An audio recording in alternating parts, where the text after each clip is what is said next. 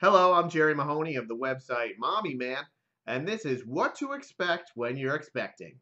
And gay.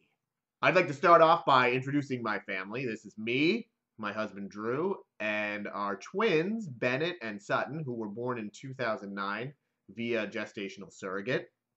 And one of the many things that is unique and awesome about my family is that our egg donor was my husband's sister, Susie. You can see she gave us half the genetic material for our children, and we gave her a cake. Now, I like to say at this point, Susie contributed the eggs. I then contributed the sperm. There was no kind of brother sister genetic mixing going on. And I say that not because I enjoy talking about my sperm, but because people do get confused. So I've learned that one of the things I need to do is to explain that. My topic today is what to expect when you're expecting and gay. And the first thing that you should expect is to have to talk to complete strangers about your sperm. It is not a pleasant topic, but it does come up. I write a blog called Mommy Man Adventures of a Gay Superdad, and a lot of people ask me why that title? Why Mommy Man? And the answer is because if you are a man taking care of children, people will act like you're some kind of superhero. I can't tell you how many times I've been just pushing my kids in the double stroller at the supermarket or somewhere, and a complete stranger will come up to me and say, "Oh my God, you deserve a medal." Women, especially, love to come up to men taking care of children. And I think probably the number one comment that I get is, "Your wife is so lucky." That's what people assume. If they see a man out with kids and no wife, they're going to assume he's a straight dad.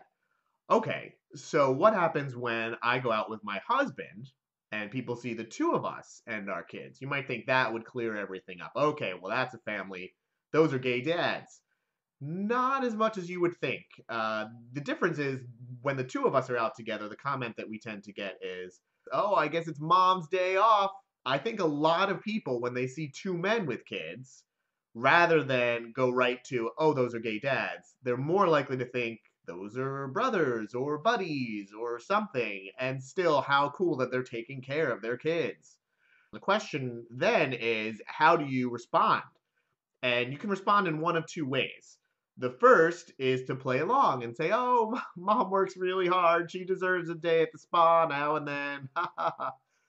Or you can be honest and say, "Oh, no, you seem to have misunderstood. I'm gay." This is probably going to be very new to a lot of you. It certainly was to me. Usually, when I go to Target, the only question I expect to answer is paper or plastic. I'm not planning to talk to complete strangers about the fact that I like dudes. So, you might lean towards option one and just play along and just buy your laundry detergent and get out of there. You're not there to tell a complete stranger your life story. The problem is, it's not just that stranger who's listening to you. It's also whoever's in the stroller with you, your kid. And when your kid hears you lie about your family, they think that there's something to be ashamed of. There's something to hide about having two dads or two moms.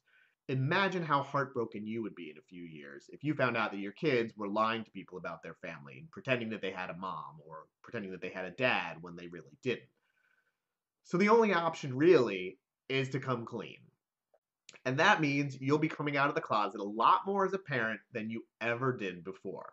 Now, yes, this is uncomfortable, and yes, it's not what you really want to do when you're at Target just shopping with your kids. But I have some good news. And the good news is seeing people's reactions when you tell them you're a gay parent is a lot of fun. I've been at this for about 5 years now, and I can tell you I've seen the same reactions over and over from people. And I've noticed that they fall into one of five categories. So I'm going to lead you through those right now. It comes from a blog post that I wrote called "The Five People You Meet as a Gay Dad." And I can tell you from talking to other gay dads too, pretty much everyone falls into one of these five groups. Person number one, your new best friend. These people react with uncontrolled enthusiasm when you reveal to them that you are gay parents. They want to hug you. They want to congratulate you. They want to call their kids over to meet you. They'll say, "Hey, Timmy, look, there's his dad, and there's his other dad. Isn't that cool?" I think my favorite new best friend we ever met was when my son was in the hospital. He was fine, but we were there with him all day. And the nurse, I think, finally, towards the end of the day, started to catch on that we were both his dads. And so she stopped what she was doing and she said, "Well, wait a second, are you two dads?" And we said yes. We were a little nervous. We didn't know where this was going exactly, but we said, "Yeah, we're his dads." And she said, "Oh my God, I just want to give you a hug.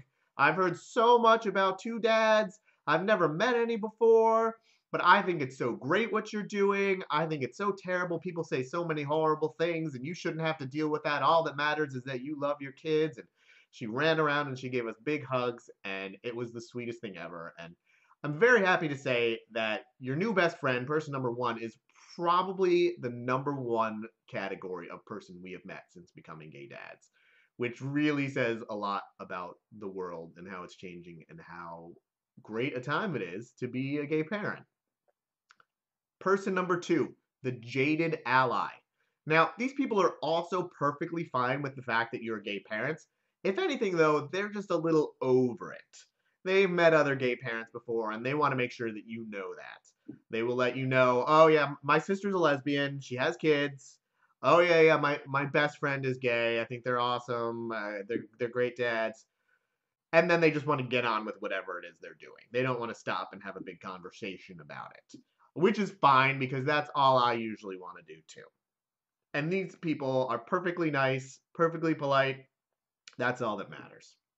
Person number three, closet homophobes. These people are not so okay with the fact that you're gay parents. They're a little uncomfortable. You can tell that they're uncomfortable, but they don't want to make a big deal about it. They just kind of want to wrap things up and move away. Their response is along the lines of, "Oh, how nice. Okay." And then they'll walk away. They seem to be very concerned that their kids not kind of figure out what's going on or not ask them any questions. And for the most part, they're polite enough. They don't make a big deal about it, and it's fun to watch them squirm a little. So I don't complain about these people too much. Person number four, the head scratchers. Now, these people, no matter how much you explain your family or how clear you think you're making it, they will never quite understand. And the best example I've experienced of this kind of person is when my husband and I went to buy a minivan together. The salesman was probably not used to seeing a lot of two dudes buying a minivan together, but he was trying to figure it out. He kept asking questions like, "Okay, so which one of you is going to be the dad?" We'd say, "Well, we both are." "Okay, okay, great. Let me show you the back seat folds down and blah blah blah. So whose wife is pregnant?" We'd say, "Well, neither of us. We have a surrogate actually who's carrying the kids for us." "Oh, okay, great, great, great. Let me show you how you hook the car seats in here. It's so simple and blah blah blah. So let me tell you, your wives are really gonna love this car." And eventually it just became kind of comical. We just kind of shrugged and played along. Thankfully, there were no kids there at that point to be like, "What's up with this guy?" Person number five, the moral crusader. I have a feeling you already know where I'm going with this one. These are the people who are not so comfortable with your family and will not keep quiet about it. They are going to tell you all the worst things you could imagine someone saying to you. "Kids deserve a mom and a dad. This should be illegal. This is child abuse. I voted against this. You're going to hell." Um, to the point where before I had kids, I thought about these people so much that I started coming up with responses in my head, little speeches that I wanted to give when I would someday encounter them and tell them exactly what I thought of them and their idea of family values. Well, I'm happy to say, now that I've been a gay dad for about 5 years, I have never once had to use that speech because I've never encountered this type of person face to face. We all know they're out there, there are the bad people out there, and they don't want us to have families. But the good thing is, and I've talked to a lot of gay dads about this, for the most part, they'll just stay out of our way. And that's the great thing about being a gay parent in this day and age, is that it tends to make the nice people even nicer and friendlier, and the not so nice people just stay away from us. The great thing about getting all this attention from these five different kinds of people is that your kids start to feel kind of special. And that's exactly what you want. You don't want your kids to feel like they got screwed out of some ideal family that everyone's supposed to have. You want them to think they have the coolest family in the world because your family is unique and your family is awesome. It helps to let them know that there are other families like yours. Try to meet other gay parents if you can. Definitely read them books like this book by Todd Parr, The Family Book, which talks about some families have two moms and some families have two dads. When I would read that book to my kids and we would get to that page, they would cheer. We would get so excited. We'd make a big deal about it. Yay, that's us. That's our family. So definitely do that with your kids. Celebrate the differences in your family. One of the things that we do in our family is we celebrate Surrogate and Egg Donor Day every year, the day before Mother's Day. That way our kids don't feel left out when other kids are making their Mother's Day cards in school. They have someone to honor, and we also get to honor our surrogate and egg donor, who are very special people to us. And every gay family is going to be different in its own way, so that might not be what you want to do. You might handle it differently, but find ways to celebrate what's special about your family. I want to wrap up by talking a little bit about Disney World. When I was in college, I went to Disney World with some friends, and I was at the age where I was just coming out of the closet, wasn't really comfortable with it yet. But I looked around Disney World when we were there, and all I saw were families. And the families all looked the same, a mom and a dad and their kids, and they were all having a great time. And it made me really, really sad because I thought this will never happen for me. I'm never going to take that family vacation to Disney World. I'm never going to have a family. This is what I'm giving up on by coming out of the closet. Life sucks. Poor me. Well, I'm happy to say 20 years later, the world has changed a lot, and I've changed a lot. And a couple months ago, my husband and I took our kids to Disney World for the first time. I was a little nervous ahead of time as to how our family would be received, because you'll learn you're never more visible as a family than when you travel. And I didn't know if the happiest place on earth would find our family quite so family friendly. The main thing my kids wanted to do at Disney World was to meet all the characters. They wanted to meet Mickey and Donald and all the princesses. And one of the people we met was Cinderella's fairy godmother, who couldn't have been nicer to us. She sprinkled my kids with fairy dust. She signed their autographs book. She took a picture with us. We thought she was great. Well, next day we went back to the Magic Kingdom and we were there bright and early for the opening ceremony in the morning. And in the opening ceremony, the train pulls out and there are always some different characters on it. And that morning it happened to be the fairy godmother who was one of the characters on the train. And as she's waving to the throngs of people who've come to see the park open in the morning, she spots us out of the crowd. She looks right at us and points and waves to us. And my husband and I kind of did a double take. Like, is she pointing at us? Does she actually remember us? She must meet, hundreds of people a day.